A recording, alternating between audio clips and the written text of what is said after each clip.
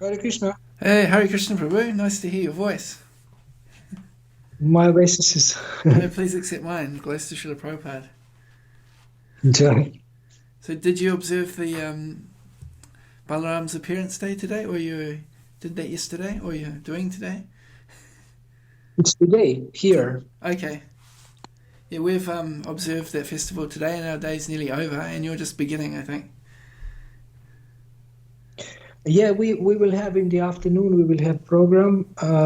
I gave a morning class. I just finished morning class, Oh, and nice. then in the afternoon, I also have a class. It's in Slovenia. Oh, so do you have to travel for that? No, no, I'm already here Oh, in okay. Slovenia. Okay. Cool. Mhm. Jai, all glories to Lord Balaram. All glories to Lord Balaram and Srila Prabhupada.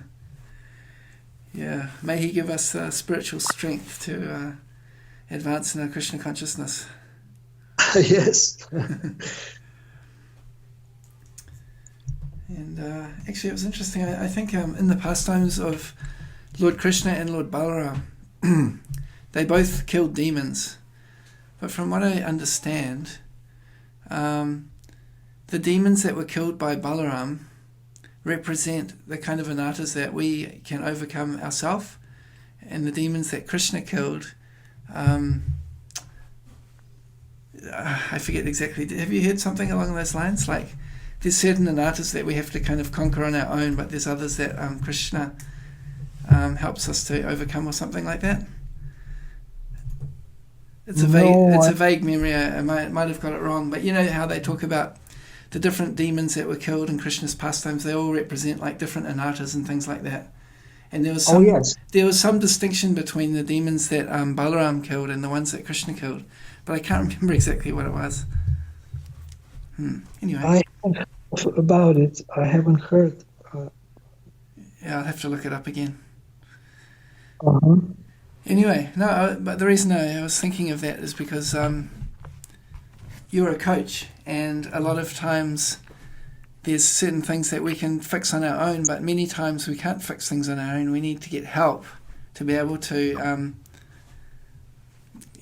fix a situation. Um, Right. so that was the connection that kind of came in my mind. So maybe it's a little random, but it just came. It's nice, nice, nice reflection. Mm, Uh, yeah, I mean, definitely, if we have someone to talk to, it can help us with our anarthas. mm. Yeah, it's good. Well, let's start this interview. I'll just sort of give an official beginning to it, and then we can talk about this coaching that you've been studying. Would that be good? Yes. So, are you already recording? It's automatically records once I start, so that's all good. But I can just cut it at that place, make it the official beginning. Okay. Yeah. All right. So Hari Okay. Krishna, I'm here with Akura Prabhu today, and it's very exciting. This is actually the first return guest on the Successful Vaishnavas podcast, and Mm. although the topic is similar, it's about coaching, but it's Akura Prabhu has been studying a form of coaching which we're going to discuss today, which I'm quite excited to hear about, which is called non-directive coaching. So I won't say much more. I'll leave it up to Akura Prabhu to explain more, but um, I'm always happy to find ways that we can help devotees, to deal with the issues that come up in their life and to continue to make progress. So welcome back, Akura Prabhu. I'm very happy to be here again with you and Successful Vaishnavas. That's great. Yeah, so Prabhu, tell us a little bit, like when we spoke last time, you were way back, in the last millennium, it feels like, you were talking about, your Gita model of coaching and the importance of having a coach. So tell me a little bit about your journey since we spoke last until now, and what it is that you're finding exciting at the moment. I have been doing Gita coaching for 18 years now, Wow. and all the time I felt something is missing. And when I came across one book, um, this book was about non-directive coaching by one gentleman from England. And then I looked, and there is one online library where you can get some ebooks. And I was looking there for a book on coaching that is about non-directive coaching. So non-directive coaching means that you don't give advice, you don't teach, you don't counsel, but you listen and ask questions and help a person to come up with their own answers and conclusions. So I wanted to strengthen that skill that I already practiced before, but I wanted to learn more about it. And then that book, this author from England, he is also a coach, he's what lady called Nancy Klein. And these quotes were so impressive for me that I stopped reading this book and I looked for her books. Mm-hmm.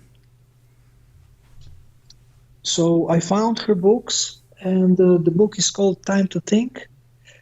And I saw that she has really refined non-directive coaching to the max. So you found that you'd had an exposure to the idea and you liked the idea, but this particular author really expressed it in a way that, connected with you. Is that the basic idea? Yes, I mean, I think anyone who is studying coaching techniques would agree that she has really refined it, she has really improved it, she has really polished it, and she calls this thinking environment, or creating thinking environment. So basically, this approach is about helping people to think for themselves. But the point is that in the presence of another person, you think much better. So this is why it is better if you have someone with you, and the way they behave with you influences your thinking. Yeah, that's interesting, isn't it? And I've certainly had that experience that I'm sort of struggling on my own, and then I'll go and talk to someone about it, not looking for an answer really, but just wanting to get it off my chest. And somehow by just talking to them, sometimes the answer comes to me, or I get some inspiration or something. It's amazing. Yes. So I don't want to minimize or undermine the value of teaching, the value of giving advice, but this is a different type of service for devotees. So this can be used, actually preachers can use this, mentors can use this, and any kind of a helper, doctors, psychiatrists, any kind of a helper can use this technique, and it's just one type of service that we can provide, and the service is to help them think better. And I can summarize the whole system in one sentence: don't listen to respond, listen to stimulate high thinking.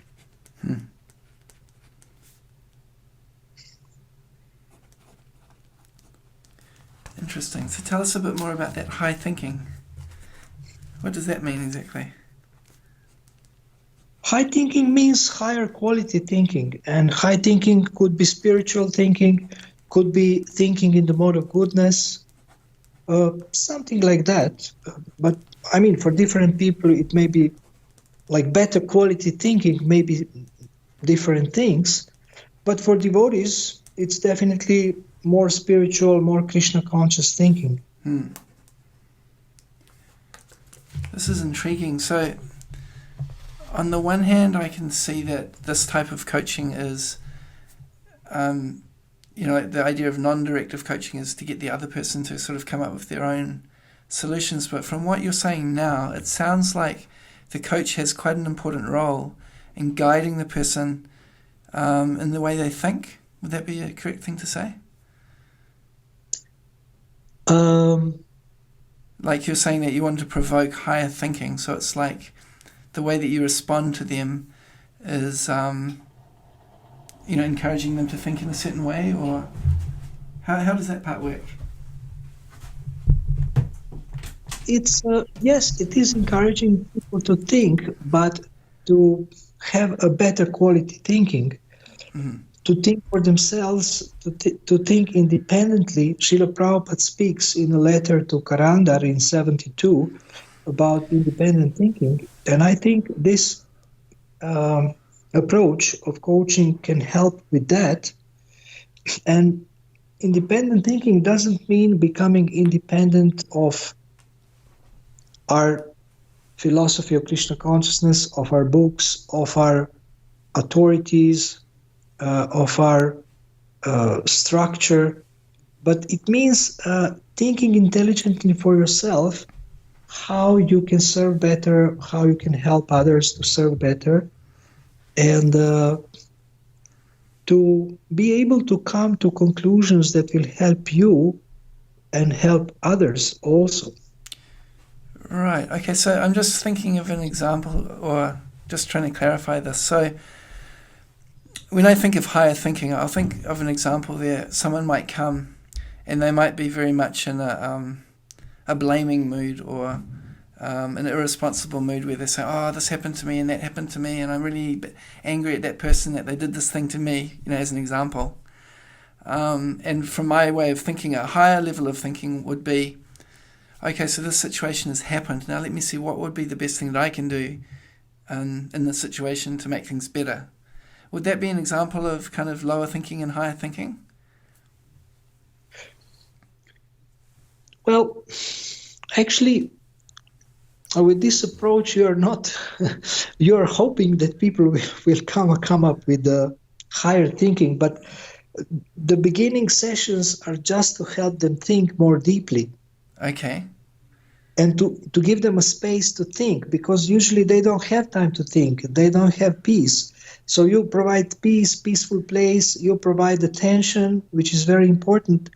And of course, when you are listening to their thinking that they are expressing through their words, they will not. Most people will not, I think, just complain and criticize and things like that.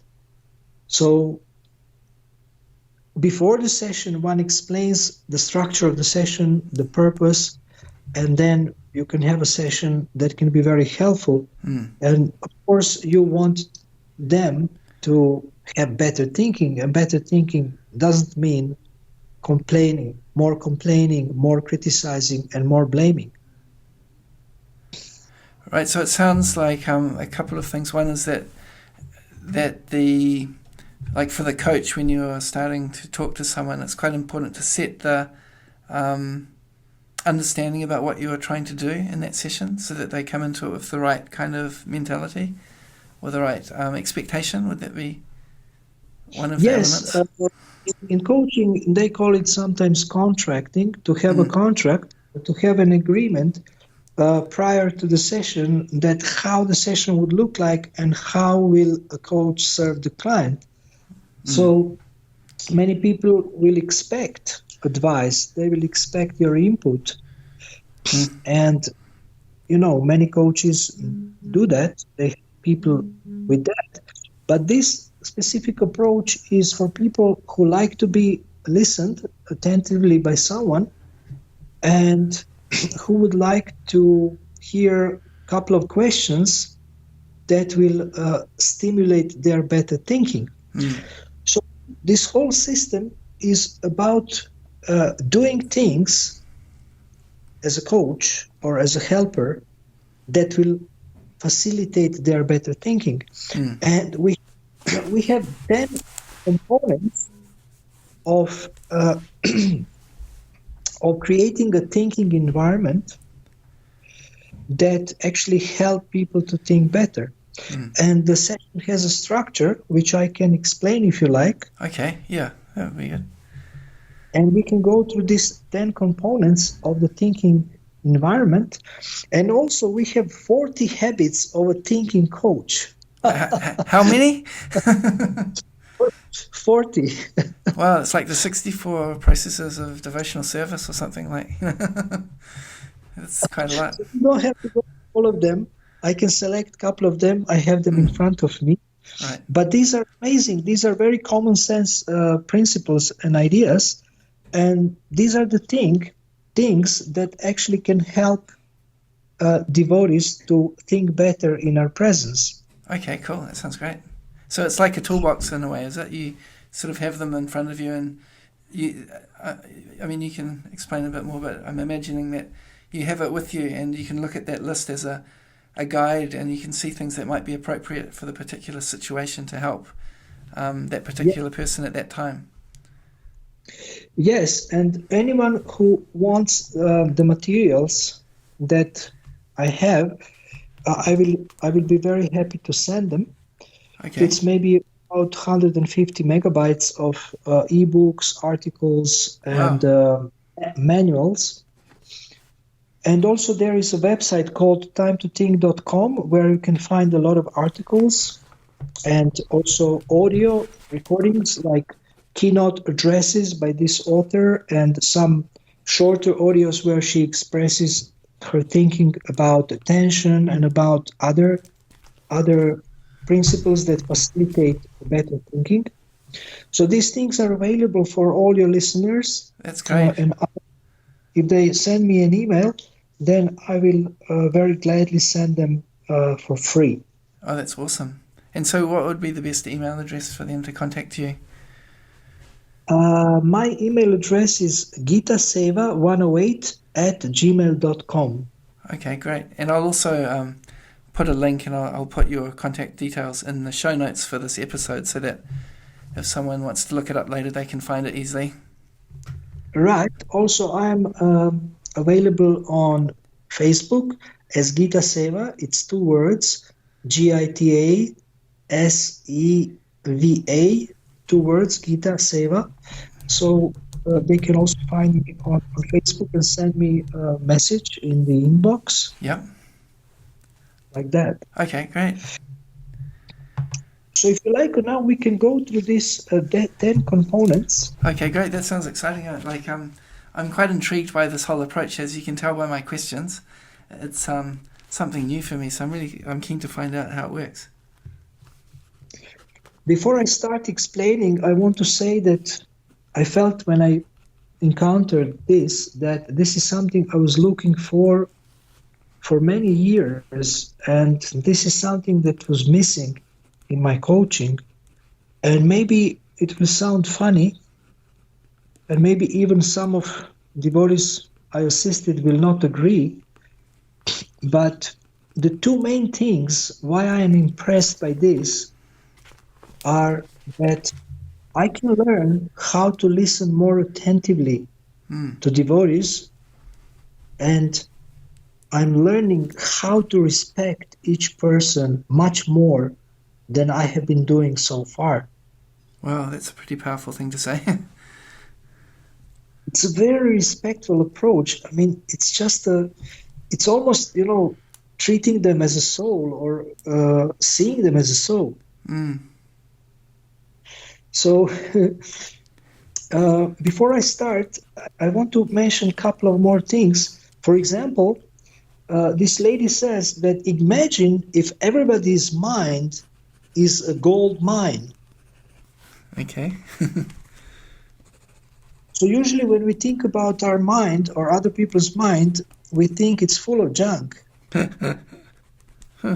But she says that she believes that people have like a gold mine in their heads and their hearts, and also they have much more intelligence that they're using.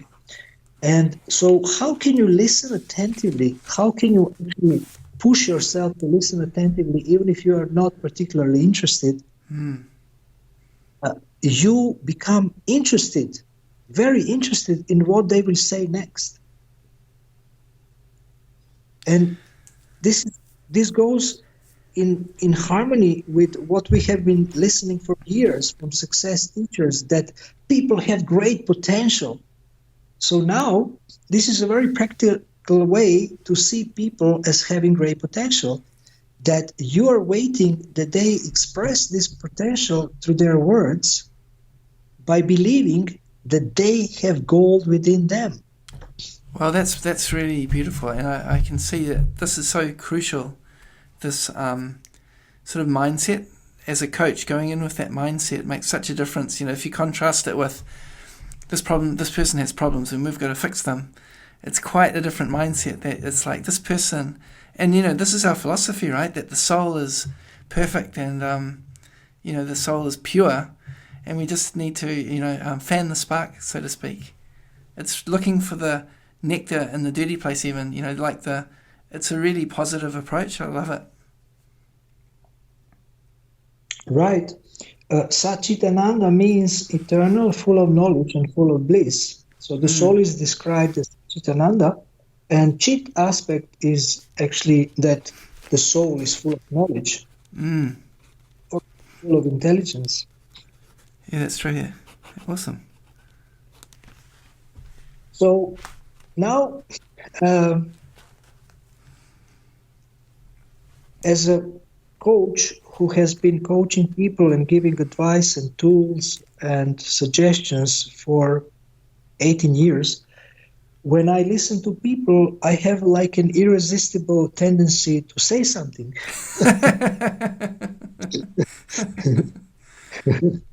So sometimes it's not easy to practice this.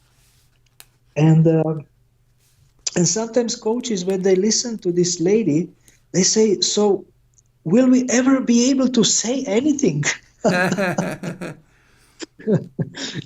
And she says, yes, you can, but much later, just let them speak, let them think aloud, and don't interrupt them.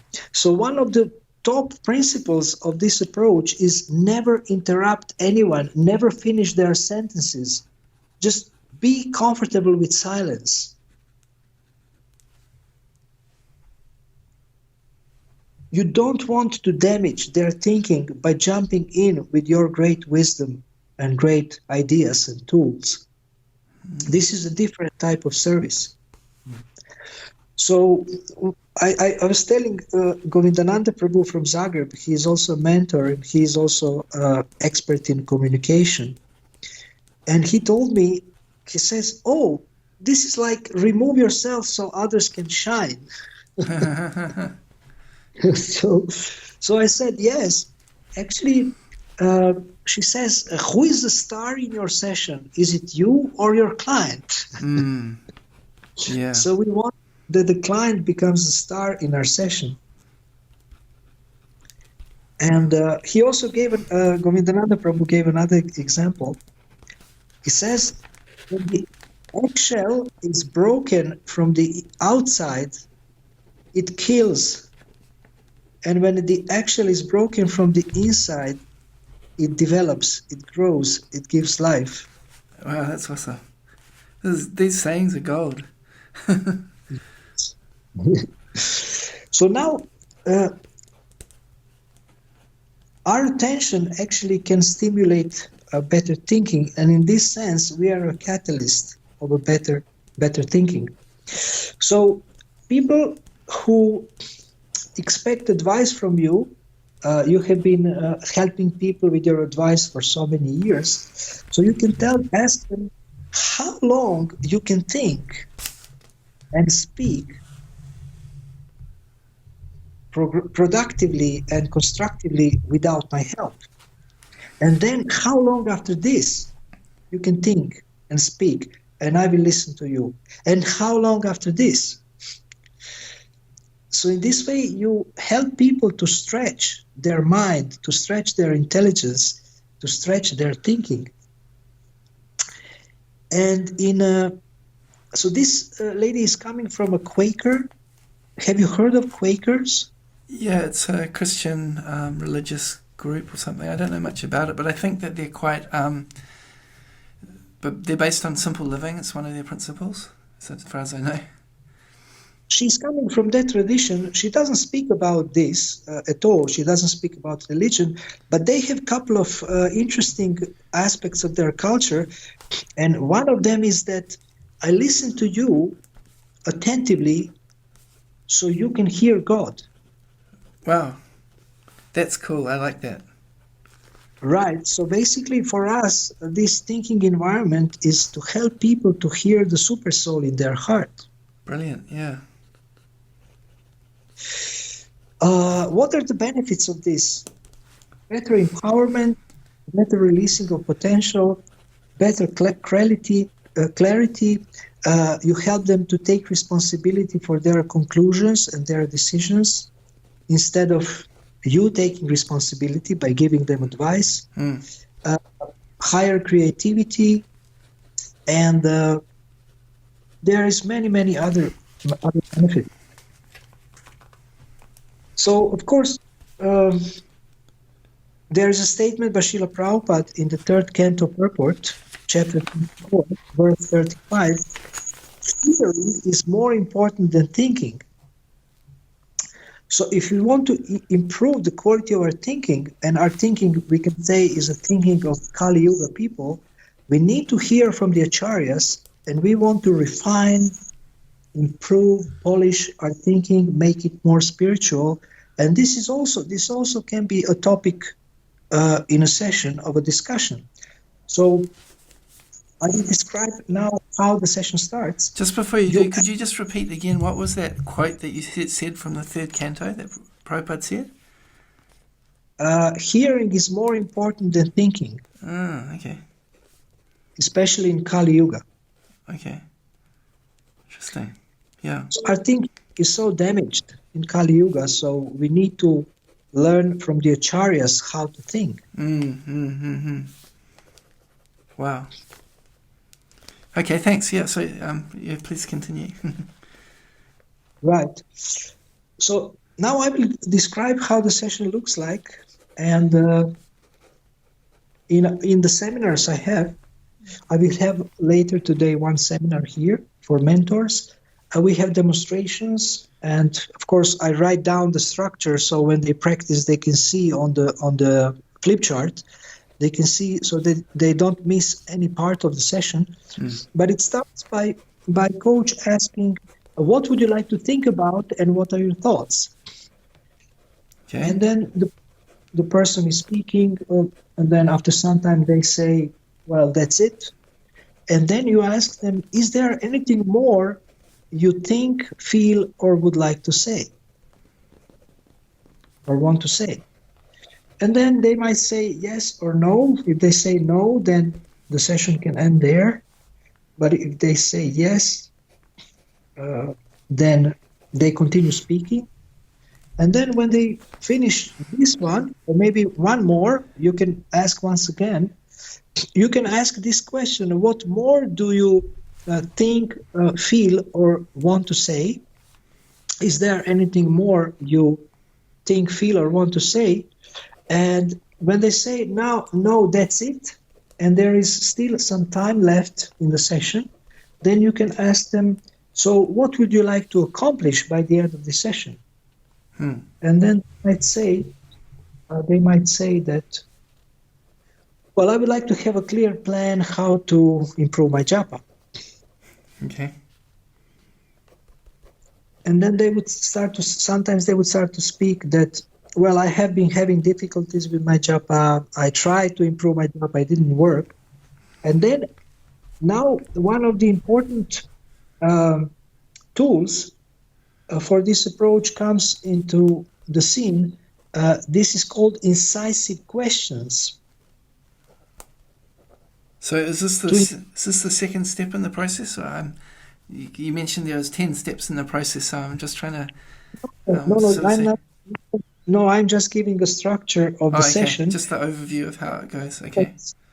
10 components of a thinking environment are just some, principles. Is it sort of like overall ideas that it's based on? Right. Yes, some items, some principles. Okay. But this is just the structure of the session. Okay, got it. So And then they say, well, I have been having difficulty with japa. And so then the incisive question, to incise means to cut and then pluck it out, to root out something. So incisive question, you ask, what are you assuming that is stopping you from working on improving your japa? Okay. And then they might say, well, I'm assuming that it will not work, but because I already tried it. I'm assuming that I can't control my mind. It's too crazy. I'm assuming. And then you can look at these assumptions. Some of them may be true. Some of them may not be true. And you want to replace these assumptions with, these are called limiting assumptions. There's the assumptions that are preventing them from progressing, and replace them with liberating assumptions. Okay. So then you would ask another incisive question. If you would know that you can't concentrate, how would you prepare for your chanting? If you would know that you could focus nicely and that you will be inspired by all the benefits, how would you prepare for your chanting every day? And then they are already making a shift from being negative and hopeless to being more positive and looking into the solution centered, solution focused, not a problem, using the problem to obstruct them. So you are turning the limiting assumption into a liberating assumption. And then they might say, oh, I would prepare like this. And then they can, at that point, you can remind them that they are allowed to write down the ideas, how they are going to proceed. And at the end of the session, they can have a very nice plan. Sometimes they don't even have to set a goal. They don't even have to choose different tasks that they will do. They just think, and by thinking, then they don't have to do it in the first session. Maybe the next session they can set goals, but they don't have to set goals immediately. It's just by your attention, by your listening, they are in a situation where their thinking is improving. And they will come to the goal later. It's not a problem, but the whole thing is a transformation of the quality of thinking. So this is where the session can end. And of course, you have to explain to them before how the session looks like, especially if they are not familiar. And now, what I will be teaching in ISKCON temples is thinking partnership, which means that always session is two-way. Right. So this can be done between friends. This can be done between family members. Any kind of two people can actually do this if they know the principle. Interesting. Yeah. So tell me more about these thinking partnerships. How do they work, and how are they different from, like, the coaching session that you've just explained? Is it basically you're doing the same thing with each other, or how does it work? I will in a second. I just want to say that the last part of the session is appreciation. Every session ends with appreciation. Coach appreciates the client, and client appreciates the coach. Nice. Or the mentor appreciates his ward, and the devotee who is mentored, he appreciates the mentor. So this helps to build trust, to build a positive perception of each other, and to build a relationship. Yeah, that's good. I can see the importance of that. So that you finish the session highlighting the positive things that you've got out of it, then you're inspired to continue with the action plan that you've talked about, perhaps, or even just to come back to the next session knowing that you'll get some positive benefit from it too. There is many benefits of appreciation, and it underlines or stresses the value of the whole assistance and the work that the assistance from the side of the coach and the work that the client is agreeing to do. So both are doing very valuable work, actually, for the benefit of the client, So appreciation is always at the end, and this is one of the 10 components. And you asked about thinking partnership. Basically, you're using the structure and you just switch roles, and it's the same. Right. So it's very simple. Ideally, every session would need only one question. What would you like to think about? And then they come up with everything themselves. So ideally, but these incisive questions help. So now you might ask, so why this structure? Can I improvise? Can I add some more questions? It looks so square. It looks always boring and the same. Why this structure and why we should stick to it? It's because it was tested over 20, 30 years. Wow. And they said that this approach is most effective and most efficient. So this is not meant to, stifle creativity. Actually, it stimulates creativity. It doesn't matter that the structure is always the same, but actually within the structure, you can be so creative. You can expand your intelligence, expand your thinking, and you can release your potential. It's interesting that when things are simple, they're often the most effective as well. Yeah. Okay, so now, if you like, we can go to these components. Yeah. Actually, I just had a question as well. You were talking about incisive questions. So is there like a list of those incisive questions, or you have to kind of think of them yourself, like what would be a good question to ask in the particular case? These questions usually deal with assumptions. Okay. Limiting assumptions and then creating liberating assumptions. Okay, got it. So, for example, Krishnendra Prabhu, if you knew that you could become an outstanding motivational speaker, better than Tony Robbins, better than Jack Canfield, better than, Jay Abraham, how would you prepare for your next public talk? Well, yeah, it's opening up type of thinking I haven't thought of before.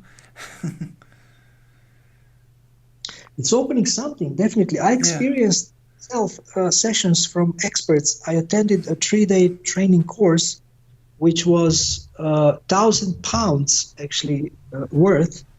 But fortunately, this trainer let me go for free because I said, I will not make money with this. I will just help people. And she said, fine, you can come. Wow, so that's generous of them. Yeah.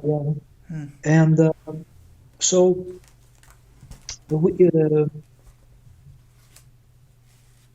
first is attention. Okay. You need to listen carefully and take an interest in everything they say and be respectful of their ideas, beliefs, and values that they will express. So I will be very brief with each of them, and if anybody likes to learn more, then I will send them materials and links. So the first one was attentive, is that right? Attention. Okay.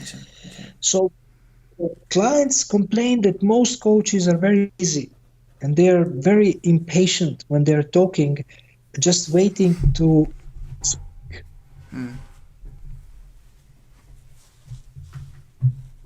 But if a coach believes in you, they believe you're brilliant, you have intelligence, you are, full of ideas, your mind is like a gold mine, then a coach will not interrupt you.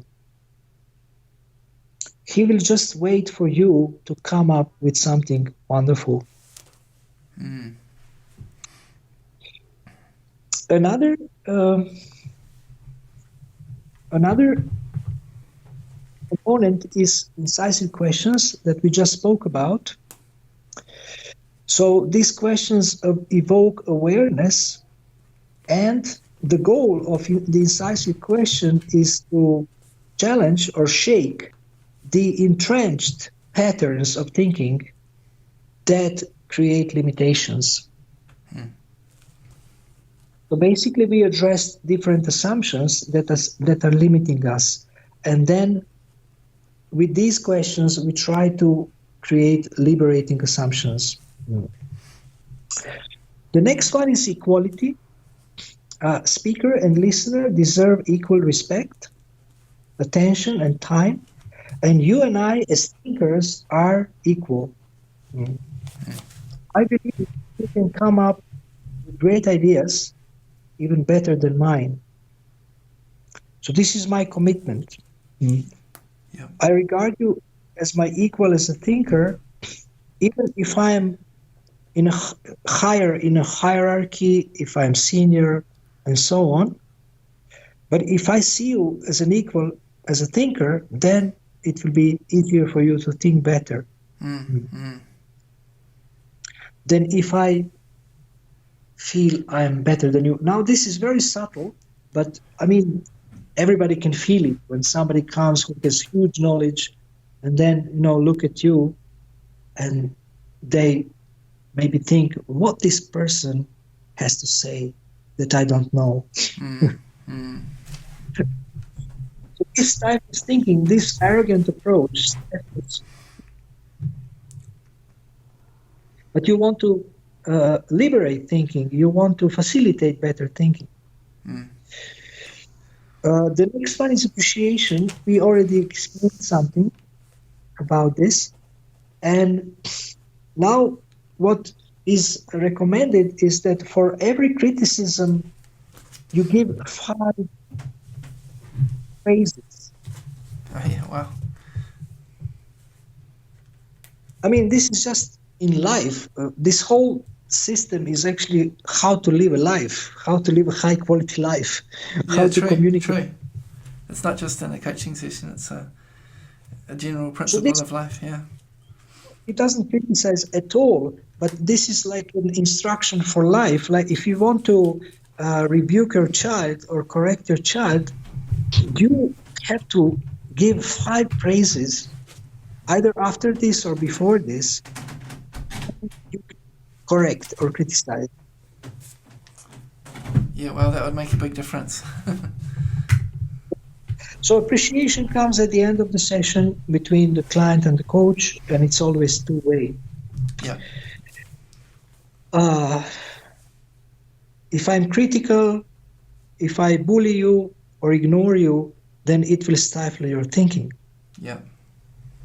And this is also, in the neuroscience, this is also proved, like, through the, with different, machines that can measure the reaction of the brain to appreciation or to criticism.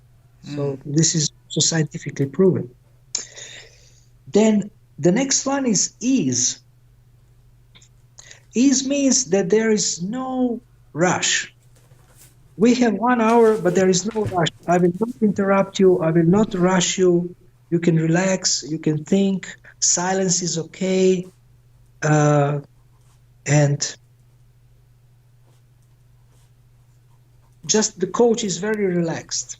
And this helps the client to think also in a relaxed way. Yeah.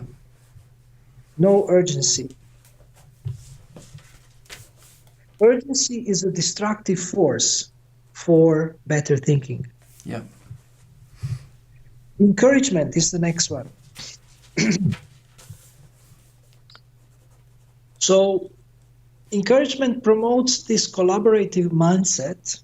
So there is no competition. There is no coach will not show how he's better, how he knows more, but just he's there to support. He believes in the client. He believes in their potential. He believes in their intelligence, and they can feel it. they can feel that he is very encouraging. The next one is feelings. Letting the speaker express and experience their emotion.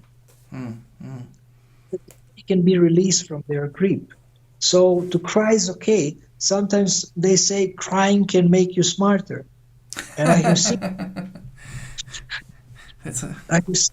after people cry, then they start, I have been, recently I had someone cry for a very long time in the session. And I was just waiting. Otherwise, I would try to save them, I would try to console them. I would try to call the emergency ambulance.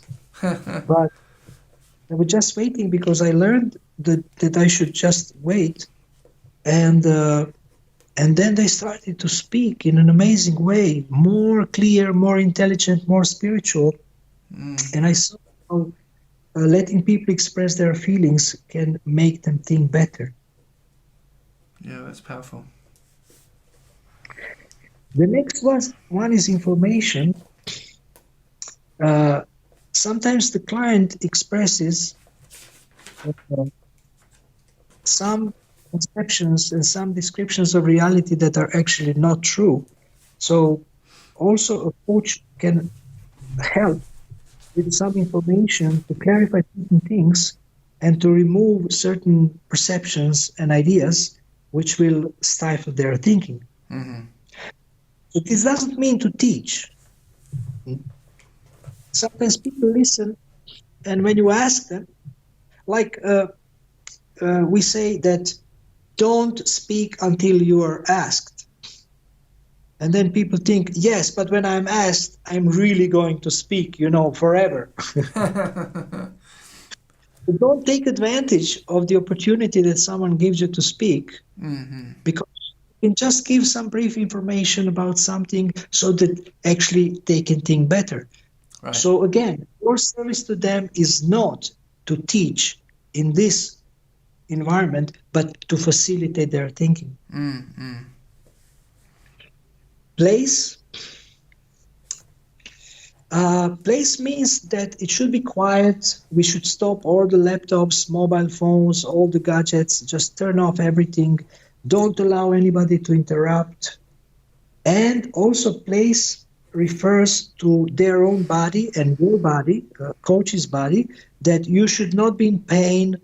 You should not have difficulties and be uncomfortable, but it should be peaceful, comfortable, clean, nicely lighted. Private. Yeah, private. Private, especially, yes, private. And in this way, you have a very, very, favorable place for high thinking. Takes away the distractions, whether it's physical body distractions or other people distractions or gadget distractions. Yes. And also, people, when you create such an environment, people feel respected. You don't interrupt them. You don't look at the phone. You have a clean place. You have welcomed them in a nice place. That's right.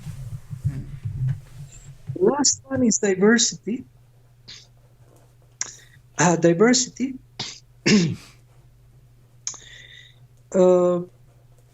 We welcome ideas that are different from ours. Not everyone is the same.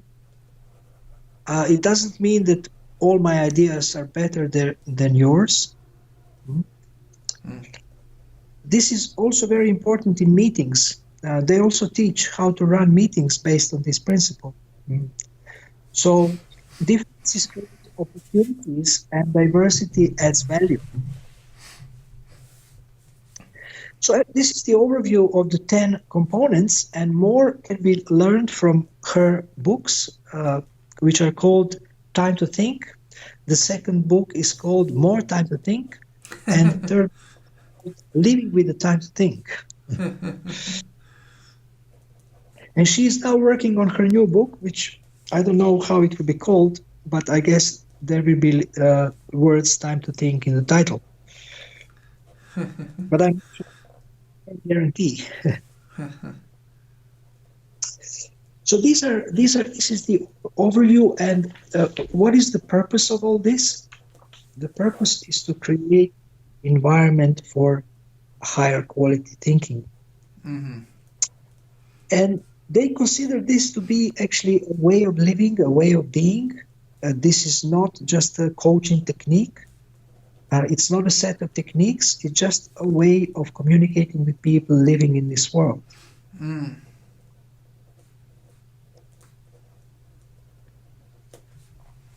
So what do you think about this? How does it sound? Oh, it sounds great. And as you say, it's not just, like a framework for a coaching session, but it's a whole approach to, how we respect people and help people. Personally, like I'm thinking within, Hare Krishna movement, I've often seen some of these things violated, and it pains me to see it. Just to give some examples, like when someone would ask a question, and then someone would immediately give an answer without even really trying to understand what the person's trying to ask.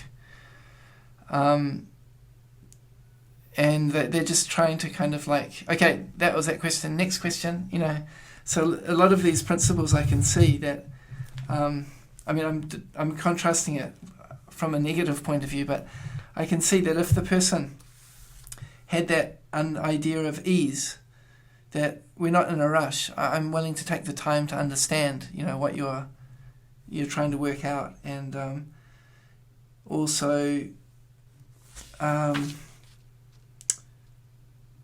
the equality. Like sometimes if someone's giving a class, they think that when someone asks a question, I'm on the Vyasa-san, so I must have the answer. So whenever they ask me something, I have to say the answer. It's kind of like it goes this way and then it goes that way.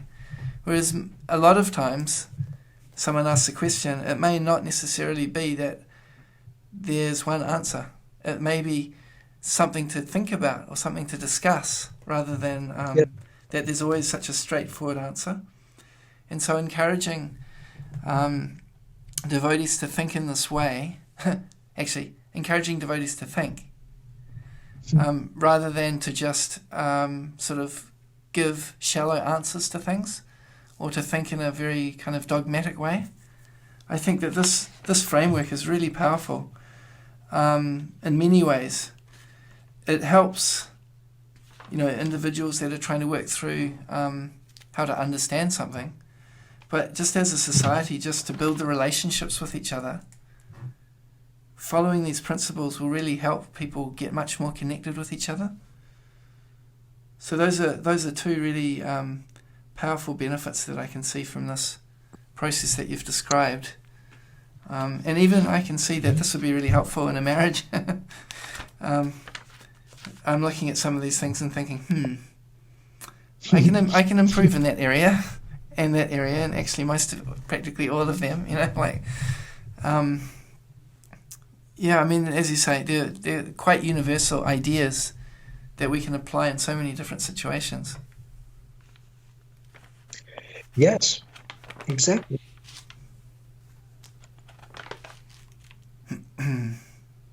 So now, if those who are listening, I believe that some of them have a question. Well, if you are so ready to listen, it will take a long time, because people will speak and speak and speak and speak, because no one was listening to them for years, especially in Eastern. Yeah. So, but actually, it's a paradoxical, but actually this takes less time. When people know they will not be interrupted, they know they will be listened to attentively for a certain amount of time, they will come to conclusions quicker, they will think faster, and it will be, and this is what happens. There is so many case studies how it speeds up everything, this kind of approach where people have space to think. Yeah, it's counterintuitive, but I can see how it would work. When people have the space to think, then they can think for themselves. But if they're always getting sort of stopped, then they don't have a chance to get the flow that helps them to come to conclusions and things. Well, they say interrupting someone's thinking is violence.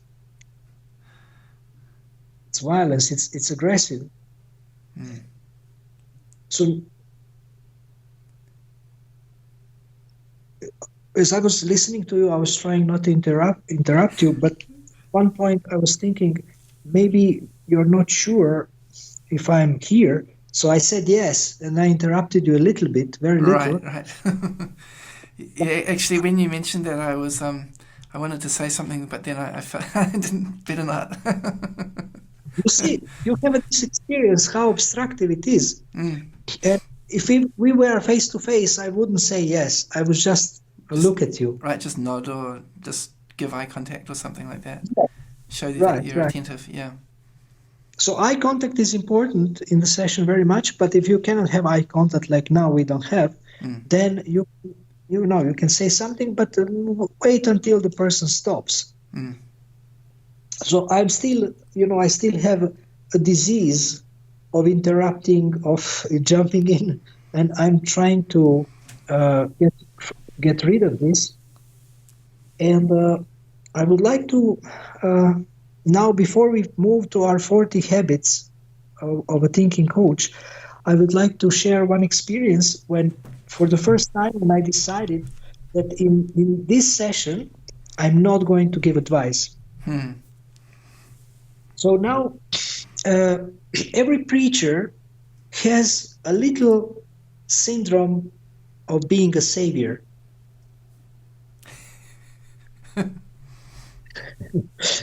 And especially when people suffer, it's practically impossible to resist the urge to save them. But it might not be the best service for them. Sometimes it's needed. Sometimes only giving them a tissue is helpful without even saying anything. But I came to a session where there was a very problematic person, and this person had a translator, and I decided I'm not going to give advice. And as the person was speaking, the person was in pain, and I was thinking, my God, I have to encourage, I have to show that I care, I have to give some idea, some hope, I have to save this person. And I didn't. And the magic happened. As the person was talking, she started to count down. And I was listening, and I resisted all my, savior inclinations. And at the end, it was so powerful, so it like completely changed the mood, so enthusiastic. I did show that I listened. I did ask maybe one or two questions, and it was not based on this structure. I didn't even introduce the person to this structure because at that time I was just starting. But I just decided I'm not going to give advice. And it was amazing what effect it had on that person. And even the trust of that person in me grew so much by me saying nothing. So immediately I had this experience, how powerful this is, and I got a desire to explore more and to test more and to practice more. And I continued, and the more I did it, the more every time I saw like more benefits and how it works. And then a couple of days ago in Croatia, I had this thinking partnership seminar for mentors, ISKCON mentors in Croatia. And so I made a demonstration with the structure I described to you. And the devotee who was in a role of a client, he actually also had like a transformational experience. It wasn't something super spectacular, but it was significant. And then I, a little bit like, how you say, with a little bit of fear, I asked those who were observing for feedback. And I was thinking, oh my God, what they will say now. maybe, or maybe they will say, well, this is useless. You didn't say anything. You didn't help him. He was just struggling himself. But when they gave feedback, my God, it was so positive. And they have seen things that I couldn't possibly see. The quality, the beneficial and useful things in the session. And I have it recorded. I need to translate it into English, their feedback. It was so encouraging for me to see how they see the value of this. I mean, these are experienced devotees. These are preachers. Long-time devotees. So I got more actually encouraged to continue teaching this and practicing this, and also it helped me to actually suggest to you to share this in your podcast.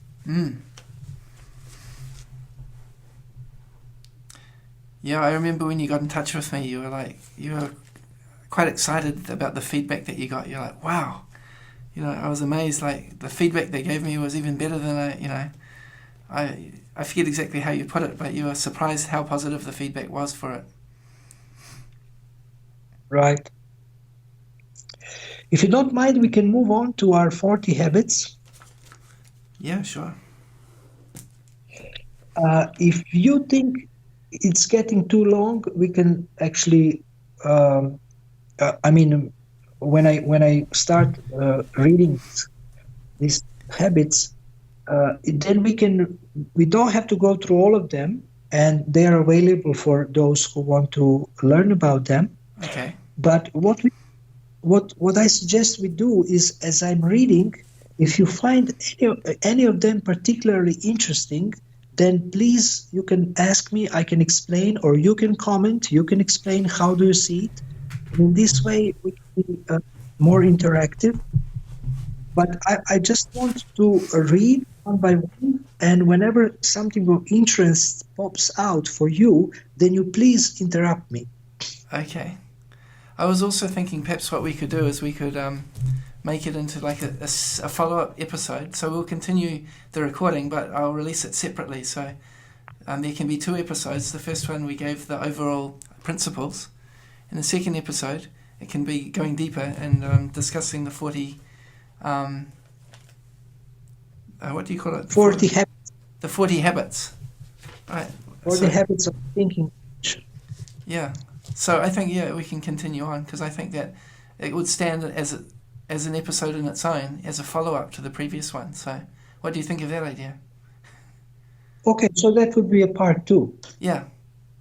So I can just edit this part. I can just edit out this part that we're talking now.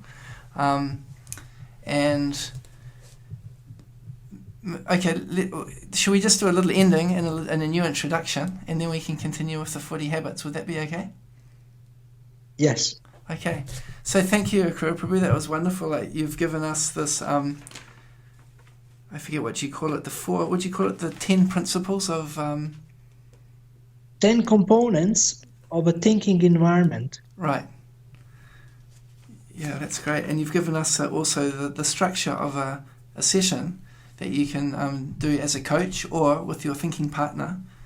And it's really opened up a lot of ideas for me, and I can just see how positive these principles would be, not just in a coaching situation, but in all of our relationships. So thank you very much for what you've covered today, and I really look forward to our follow-up session, which would be the next podcast episode, when we go through what are they called? The 40... habits. The 40 habits of this type of thinking. Of a thinking coach. Can you repeat that again? The 40 habits of... 14 habits of a thinking coach. Coach that helps improve our thinking. Right, great. Yeah, so that'll be the topic for our next podcast. And I really look forward to discussing them and hearing the feedback from everybody as well. So I will see you in the next episode. Hare Krishna. Hare Krishna, thank you. Let me just make a new recording, then it's